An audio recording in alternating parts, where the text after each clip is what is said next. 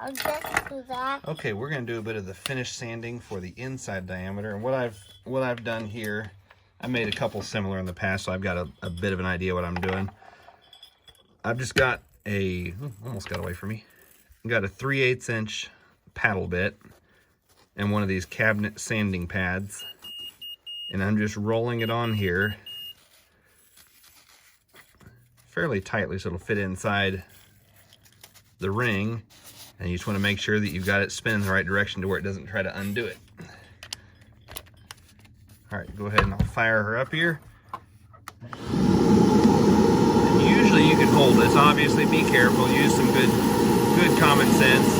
I'm just trying to polish the inside right now.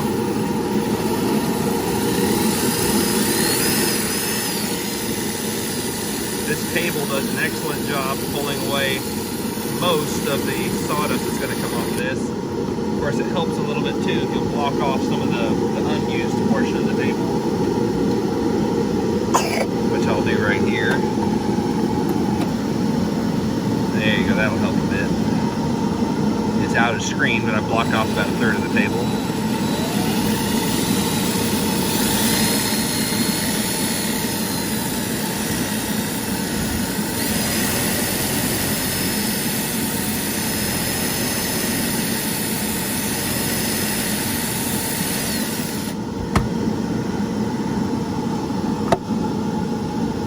Pretty well polished already. Of course, I'm going to put another coat of CA glue to give the polish on this ring. And I gave it a bit of what they call a comfort bit on the saw over there, or on the drill press with the drum sander on it.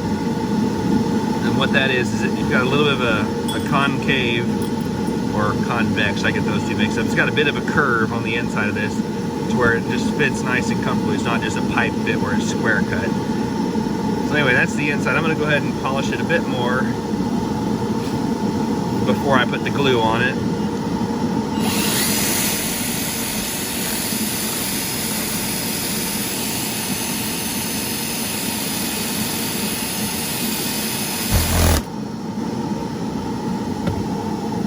Wasn't quite planned.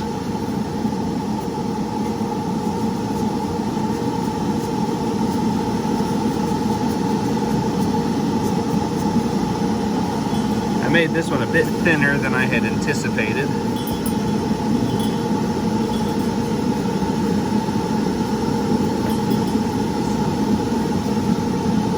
But I think it'll still turn out just fine.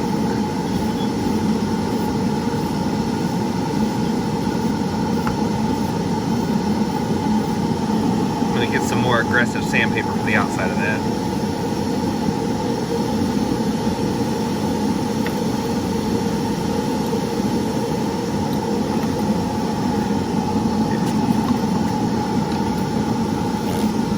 This is the 100 grit or 150 grit that I had earlier.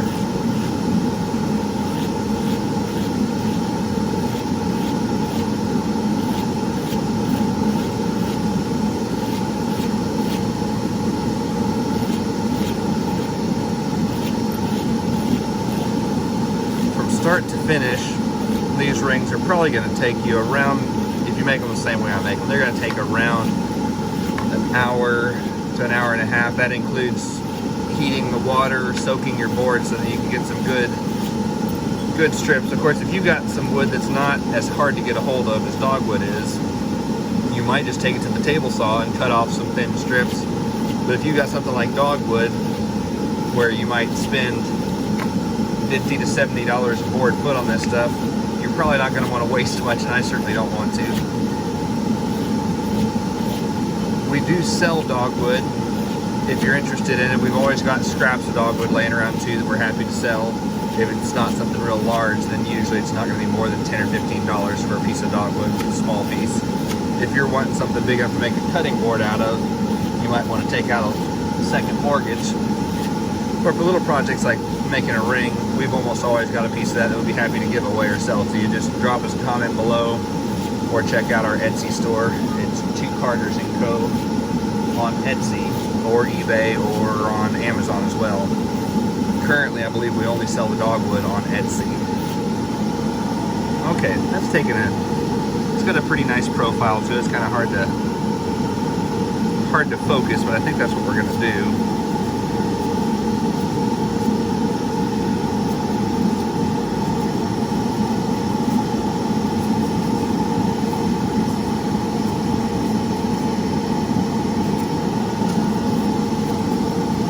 Still see some sand marks in this from the belt sander. Thought I had all those out.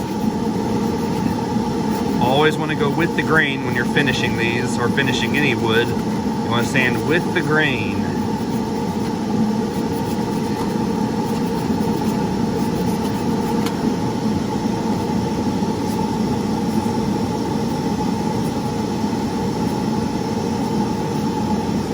Okay. Now what we're going to do, we're going to put a little bit more CA glue on this. Oh yeah, that fits nicely. I know it looks pretty thick, but it's really not. It's quite a lot thinner than any of my other rings.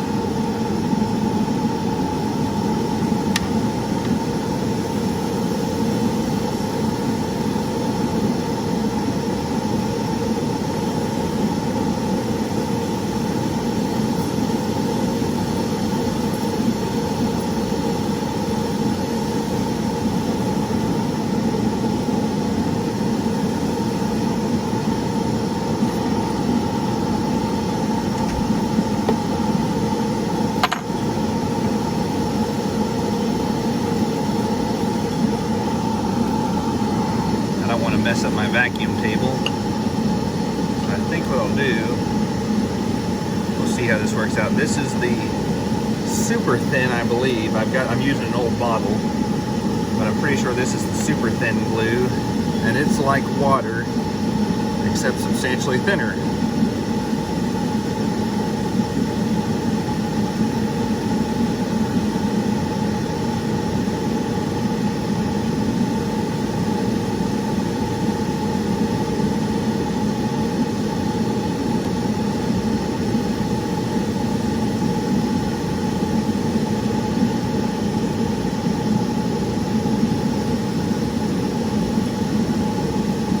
Trying to roll it around the inside right now. Ooh, I got a little bit on me now.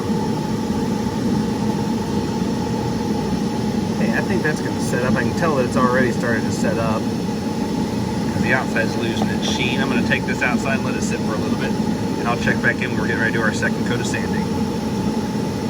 See it? That funny sounds my son in the background. All right, we're back. I've got the super glue set up. The CA is not super glue, not name brand super glue. This is CA adhesive cyanoacrylate. I've got it set up on the inside and the outside. I've already got this set back over my sandpaper mandrel. And we'll go ahead and get the vacuum turned on as soon as I find my remote. There we go.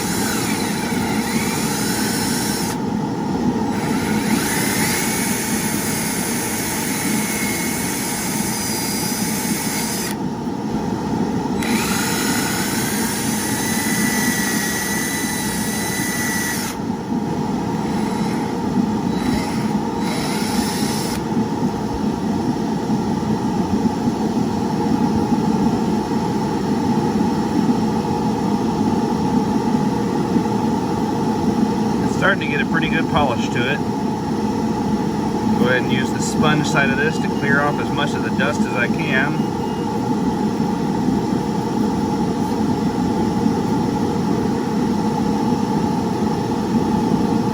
Any dust you have on here when you put your next coat of CA glue on is going to end up acting like sandpaper. Every little particle of dust will turn into a sharp spike on the outside. But I feel pretty good about this one altogether. Sand the sides just a little bit.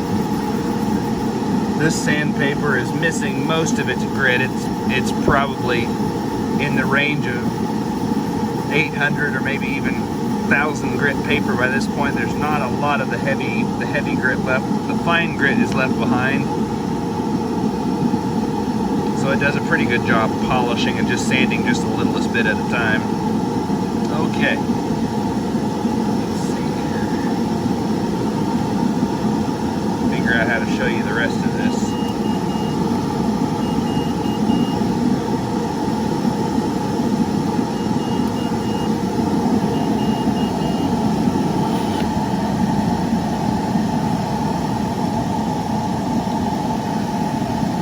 What I've done here is I've just put a couple of nails. These are forming nails as far as I understand. They're what you use for concrete forming. I use these for a lot of small projects around the shop because they've got the double head on them. Okay, let's find some CA glue. Here we go.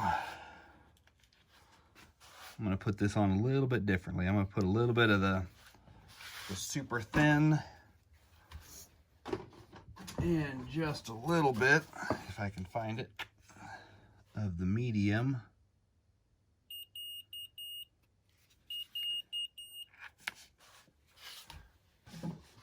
Make sure you keep that stuff well out of the reach of children. It is dangerous in quite a few ways.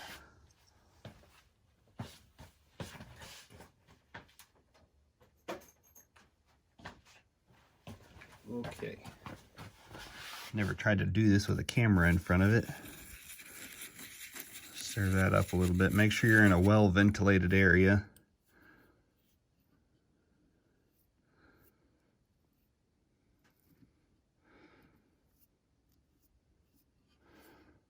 Be very, very careful, obviously, not to touch this with your fingers once you get this final varnish coat on. And I am just gonna try to do 1/2 of the inside of this, maybe closer to 3/4. I don't want to do all of it, but it didn't take much to glue it. I think on second thought, I am going to do all of it the whole way around. It's just going to glue itself to that nail, but that won't be hard to break loose and trim up. I'm in a pretty well ventilated room here. I can definitely smell the fumes forming.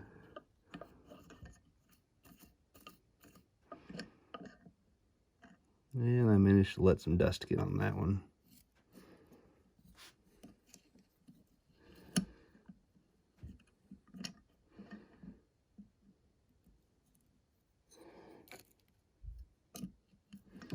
And then I'm going to take this outside. Well, you can see just how quickly this glue sets. Fast. Boy, that is some fast stuff. These little brushes, I'll leave links below for everything I'm using in this video, as well as a few tools you may not have seen that were used alongside in this video. Hopefully that focus is where it needs to be. Okay, I'm going to go ahead and cut it here, get this outside, let it set up overnight probably, or maybe at least give it a couple hours. And a little final polishing on my buffing wheel, and we will be good to go. Again, if you don't have a buffing wheel, another option is to just spray these with lacquer or polyurethane once you've completed them to this point, prior to this last coat of cyanoacrylate. Sand them down smooth, and then coat them with, like I said, lacquer or polyurethane. Let that be the final coat, and then you won't have any buffing to do. This will be a much more durable finish with the CA glue, but you will have to buff it a lot. All right, I'll bring her back in here and show you the finished product shortly.